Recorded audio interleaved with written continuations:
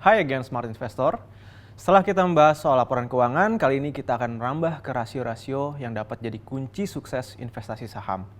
Rasio ini seperti kunci pintu yang akan membantu kita memahami apakah satu perusahaan itu sehat dan bagaimana dia berkompetisi dengan perusahaan lainnya. Jadi udah siap? Ayo kita mulai. Penting banget buat kita sebagai investor untuk mengenal rasio-rasio keuangan ini. Ini adalah alat ukur buat menilai kesehatan perusahaan. Berikut adalah beberapa rasio yang perlu kita kenal. Pertama, ada return of equity atau ROE. Ini seperti mengukur seberapa cepat modal yang kita investasikan bisa balik ke kita. Rumusnya simpel, ada laba bersih dibagi modal. Kalau ROE tinggi, artinya investasi kita mendatangkan keuntungan bagus. Nah, ROE ini bisa dapat dari 3 rasio lain dengan teknik yang disebut DuPont Analysis. Ada net profit margin yang mengecek seberapa besar keuntungan perusahaan dari penjualan.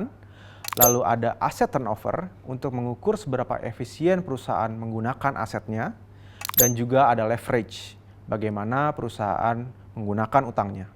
Kalau 3 poin tadi oke, hasil ROE juga oke. Potensi kedepannya pasti makin bagus untuk investasi jangka lebih panjang.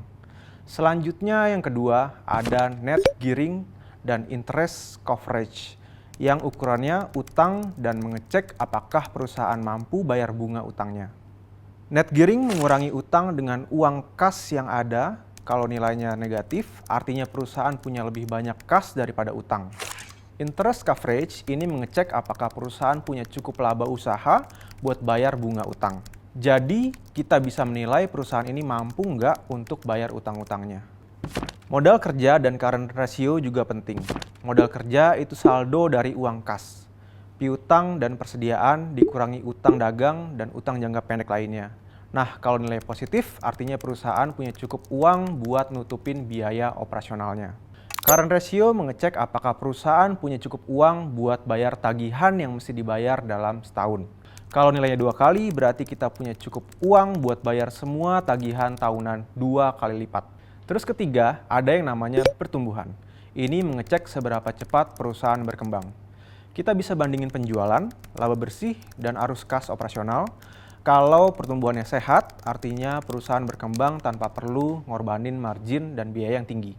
Jadi teman-teman, sekarang kita punya alat super buat menilai kekuatan satu perusahaan. Mau tahu lagi cara yang kalian harus tahu untuk memaksimalkan cuan di investasi saham? Sampai jumpa di episode selanjutnya.